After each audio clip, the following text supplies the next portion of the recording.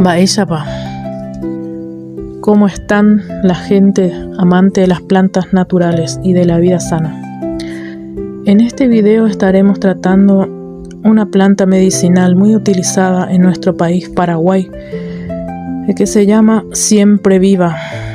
Es una flor, una plantita que tiene como flores violáceas muy parecidos a la perdudilla, de la familia de los amarantos. Siempre se los ve, los usamos para el mate, para el tereré, y tiene muy buenas propiedades curativas, calmante por sobre todo.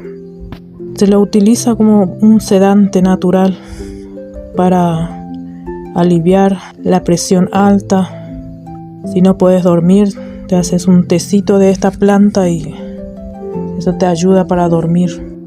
Si tienes dolores musculares, reumáticas, dolores de rodilla, también nos ayuda a reducir la menstruación. Si tenés muy abundante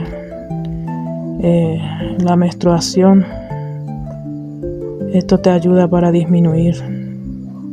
Te ayuda para los efectos de la menopausia también, esos calores que tenés. Te ayuda a estar más tranqui, a dormir mejor.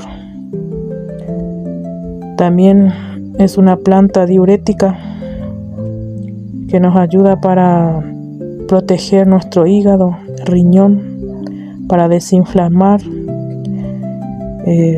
calmante. Hasta aquí, mis queridos amigos, con la información de esta maravillosa planta medicinal que nos aporta tantos beneficios a la salud. Si te gustó, si te interesa seguir aprendiendo sobre las plantas, suscríbete a mi canal, regálame un like, comparte para que cada día seamos más en la comunidad.